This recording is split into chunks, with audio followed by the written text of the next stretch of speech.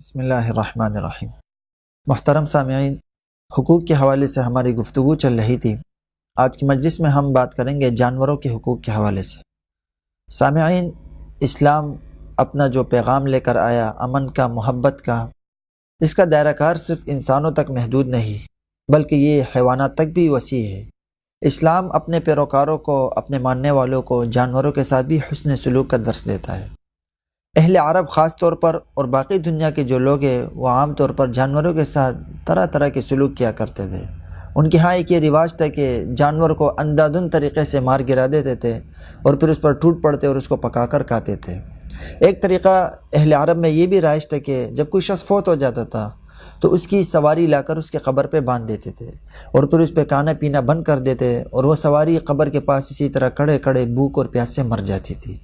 اس کے علاوہ جانوروں کے ساتھ ظلم و ستم کا ایک یہ بھی طریقہ عرب میں رائج تھا کہ کسی جانور کو لا کے کسی جگہ باندھ دیتے تھے اور پھر دور بیٹھ کر اس پہ نشانہ بناتے تھے، اپنا نشانہ اس کے ذریعے بناتے تھے اور پھر اس جانور کو کھا لیتے تھے۔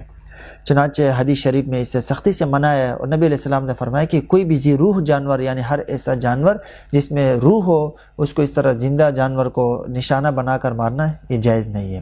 خود ایک واقعہ آتا ہے حضرت عبداللہ ابن عمر رضی اللہ تعالیٰ عنہما کے حوالے سے۔ ایک جگہ سے وہ گزر رہے تھے، انہوں نے دیکھا کہ کچھ لوگ ایک مرغی کو نشانہ بنا رہے اور زندہ مرغی باندھی ہوئی ہے اور اس کو نشانہ بنا رہے۔ حضرت عبداللہ ابن عمر رضی اللہ تعالیٰ عنہما کو آتا ہوا دیکھ کر یہ لوگ وہاں سے فرار ہو گئے۔ حضرت عبداللہ ابن عمر رضی اللہ تعالیٰ عنہ نے آ کر پوچھا کہ یہ کس نے ایسا کیا ہے، اور پھر فرمایا کہ جو لوگ ایسا کرتے ہیں تو رسول اللہ صلی اللہ علیہ وسلم نے اس پر لعنت فرمائی ہے کہ ایسا جانور جو ذی روح ہو، روح والا جانور، اس کو اس طرح زندہ کھڑا کر کے اس کا نشانہ بنانا یہ جائز نہیں ہے۔ بخاری شریف میں یہ حدیث موجود ہے۔ اور اس سے زیادہ ایک بے رحمانہ طریقہ ان کے ہاں یہ تھا، سنگ دلی کی حالت تو یہ تھی کہ زندہ اونٹ کے کوہان کو کاٹ کر اسے پکا کر کھا لیتے تھے، زندہ دمبے کی چکی کاٹ کر اسے پکا کر کھا لیتے تھے۔ نبی علیہ السلام نے اس سے سختی سے منع فرمایا۔ خود بخاری شریف کی حدیث سے نبی علیہ السلام نے فرمایا کہ ہر زندہ جانور جس کا کوئی بھی عضو کاٹ لیا جائے، وہ جو عضو کاٹا گیا وہ مردار ہے، حرام ہے، اس کا کھانا جائز نہیں ہے۔ اسلام نے اس پر سختی فرمائی۔ یہ تو جانوروں کو اس طرح مارنا، اس کے علاوہ بلا ضرورت بھی کسی جانور کو مارنا شریعت میں یہ بھی بہت بڑا گناہ ہے۔ چنانچہ حدیث شریف میں آتے ہیں نبی علیہ السلام نے فرمایا کہ جو شخص کسی چڑیا یا اس سے بھی کسی چھوٹے جانور کو بغیر اس کے حق کے قتل کرے گا تو فرمایا کہ اللہ تبارک و تعالیٰ قیامت والے دن اس کے متعلق اس سے پوچھے گا۔ صحابہ نے پوچھا کہ وہ حق کیا ہے، یعنی کس حق کی وجہ سے اس کو ذبح کیا جا سکتا ہے؟ نبی علیہ السلام نے فرمایا کہ اس کا حق یہ ہے کہ اس کو ذبح کر کے کھا لیا جائے، اس کی وجہ سے تو کاٹنا، اس کو ذبح کرنا جائز ہے، لیکن یہ جائز نہیں ہے کہ اس کا سر کاٹ کر اس سے پھینک دیا جائے، یعنی بلا ضرورت، بلا کسی وجہ جانور کو اس طرح قتل کرنا یہ جائز نہیں۔ اس سے یہ مسئلہ بھی معلوم ہوتا ہے کہ وہ جانور جو انسانوں کو تکلیف نہیں دیتے اور اسی طرح وہ جانور جو انسانوں کی ضرورت کے لیے نہیں ہے، یعنی جن کا کھانا پینا انسان کے لیے حلال نہیں ہے، تو ایسے جانوروں کو مارنا، ایسے جانوروں کو قتل کرنا شرعی اعتبار سے یہ جائز نہیں ہے۔ اس کے علاوہ جو جانور انسان ضرورتاً جن جانوروں کو مارتا ہے، یعنی جو جانور انسان کو تکلیف پہنچاتے اور انسان انہیں مارے، یا جن جانور کو انسان اپنے کھانے پینے کے لیے ذبح کرے، تو حدیث میں اس کے حوالے سے بھی حدیث شریف میں سخت تاکید فرمائی ہے اور نبی علیہ السلام نے اس کے حوالے سے بھی خاص نرمی کا حکم دیا ہے کہ نبی علیہ السلام نے فرمایا کہ اللہ تبارک و تعالیٰ نے ہر چیز پر احسان کو لازم قرار دیا۔ فرمایا کہ جب تم کسی جانور کو قتل کرو تو اچھے طریقے سے قتل کرو، یعنی اپنا مقصد تو حاصل کرو لیکن اس میں ایسا نہ ہو کہ جانور کو خواہ مخواہ کی تکلیف دینی پڑے۔ اور فرمایا جب کسی جانور کو ذبح کرو تو اچھے طریقے سے ذبح کرو، ایسے ذبح نہ کرو کہ جس سے جانور کو تکلیف اٹھانی پڑے۔ اور فرمایا کہ تم میں سے جب بھی کوئی شخص ذبح کرے تو اپنی چھری اچھی طرح تیز کرے اور اپنے ذبیحہ جانور کو آرام پہنچائے، یعنی اگر انسان ذبح بھی کرنا چاہ رہا ہے جو اس کے لیے حلال ہے، جائز ہے، تو اس میں بھی خاص خیال رہے کہ وہ طریقہ اپنا ہے کہ جس سے جانور کو کم سے کم تکلیف پہنچے اور جانور آرام سے ذبح ہو جائے۔ جانور کو خواہ مخواہ کی تکلیف دینا یہ بھی جائز نہیں ہے۔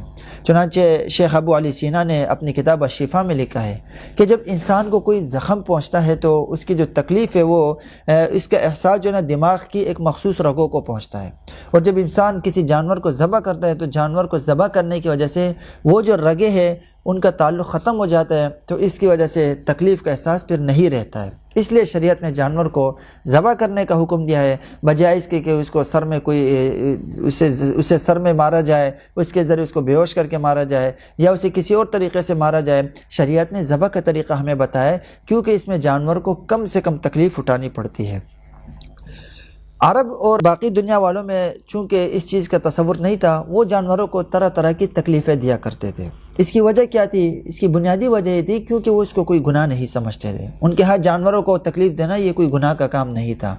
تو شریعت اسلام جب آیا اور اسلام شریعت جب دنیا میں پھیلی تو اسلام نے اپنے ماننے والوں کو جانوروں کے حوالے سے خاص تاکیدات کا حکم دیا اور جانوروں کو بلا وجہ تکلیف دینے کو گناہ قرار دیا۔ چنانچہ ایک حدیث میں آتے ہیں نبی علیہ السلام نے فرمایا، نبی علیہ السلام نے ایک عورت کے متعلق فرمایا کہ اس پر عذاب صرف اس لیے ہو رہا ہے کہ اس نے ایک بلی کو باندھا اور اس کو بھوکا پیاسا رکھا اور اسی حالت میں وہ بلی مر گئی، تو نبی علیہ السلام نے فرمایا کہ اس عورت کو اس وجہ سے عذاب ہو رہا ہے۔ یعنی شریعت نے یہ بتایا کہ جانوروں کو تکلیف دینا بلا کسی وجہ یہ بھی عذاب ہے، گناہ کا سبب ہے، تو اس لیے شریعت نے اس بارے میں ہمیں خاص تاکیدات کا حکم دیا۔ ایک دفعہ ایک سفر کی بات ہے، آپ صلی اللہ علیہ وسلم صحابہ رضوان اللہ تعالی علیہم اجمعین کے ساتھ کسی سفر پہ گئے ہوئے تھے۔ آپ صلی اللہ علیہ وسلم کسی ضرورت کے لیے تشریف لے گئے۔ جب واپس آئے تو دیکھا کہ ایک صحابی نے اپنا چولہا جلایا ہوا ہے، تو وہاں چونٹوں کا سوراخ تھا۔ نبی علیہ السلام نے واپس آ کر پوچھا کہ یہ کس نے ایسا کیا ہے؟ ان لوگوں نے کہا کہ یا رسول اللہ یہ فلان اس طرح کے ہے۔ آپ صلی اللہ علیہ وسلم نے فرمایا کہ اس آگ کو بجھاؤ کیونکہ یہاں چونٹوں کے سوراخ ہیں، ان کو تکلیف پہنچتی ہے۔ اسی طرح ایک اور واقعہ کہ نبی علیہ السلام ایک سفر جہاد میں تھے، ایک صحابی چڑیا کے 2 بچوں کو پکڑ کے لائے، اور جب وہ ان بچوں کو لائے تو وہ ان کی جو ماں تھی وہ چڑیا وہ فرط محبت میں اپنے بچوں کی محبت میں آ کر ان کے ارد گرد منڈلانے لگی۔ نبی علیہ السلام نے یہ دیکھا، فرمایا یہ کیوں پکڑے؟ فرمایا اس کو آزاد کر دو اور اس کو چھوڑنے کا حکم دیا۔ یہ تو جانوروں کو تکلیف دینے کا گناہ ہے۔ اس کے برعکس جانوروں کے ساتھ اگر اچھا سلوک کیا جائے تو یہ شریعت میں ثواب کا کام ہے۔ چنانچہ نبی علیہ السلام نے ایک شخص کے متعلق فرمایا، بخاری شریف کی حدیث ہے، فرمایا کہ وہ راستے میں جا رہا تھا، اس کو سخت پیاس لگی، ایک کنواں نظر آیا، کنویں میں اترا یہ شخص، اس نے پانی پیا اور جب واپس کنویں سے باہر آیا تو دیکھا وہاں ایک پیاسا کتا ہے جو شدید پیاس میں مبتلا ہے اور اپنی زبان اس نے باہر نکالی ہوئی ہے۔ اس شخص نے اس کتے کو دیکھا تو اس کو اپنی پیاس کا احساس ہوا، اپنی پیاس یاد آ گئی، تو وہ دوبارہ کنویں میں اترا، کنویں میں اپنا چپل نیچے کیا اور اپنے چپل میں پانی بھر کے لے آیا اور باہر آ کر اس نے اس کتے کو یہ پانی پلایا۔ رسول اللہ صلی اللہ علیہ وسلم نے فرمایا کہ خدا تعالیٰ کو اس بندے کا یہ عمل اتنا پسند آیا کہ خدا تعالیٰ نے اس کی بخشش فرما دی۔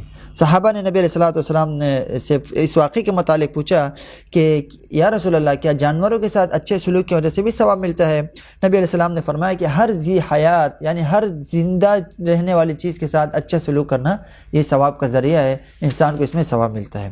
چنانچہ ان تمام باتوں سے ہمیں یہ سبق سمجھ آیا ہے کہ جانوروں کے متعلق شریعت ہمیں حسن سلوک کا حکم دیتی ہے۔ ایک وہ جانور جن کو انسان اپنی ضرورت کی وجہ سے ذبح کرنا جائز ہے، لیکن اس میں بھی کوشش یہ ہونی چاہیے کہ ایسی صورت اختیار کرے کہ جانور کو تکلیف نہ ہو، گراتے وقت جانور کو کھینچتے وقت ایسی صورت اختیار نہ کرے جس سے جانور کو خواہ مخواہ تکلیف اٹھانی پڑے۔ اسی طرح اگر ایک جانور ہے جو انسان کو تکلیف دے، موذی جانور ہے جس سے انسان کو تکلیف پہنچنے کا خطرہ ہے، تو اس کو بھی مارنے کی اجازت ہے، لیکن اس میں بھی وہ طریقہ اختیار کرنا چاہیے جس سے جانور کو تکلیف اٹھانی نہ پڑے۔ اس کے علاوہ وہ جانور جس سے انسانوں کو نہ تکلیف پہنچنے کا خطرہ ہے اور نہ انسان اس کو اپنی ضرورت یا نکھانے کے لیے ذبح کر سکتا ہے، تو ایسے جانوروں کو مارنا یہ جائز نہیں ہے۔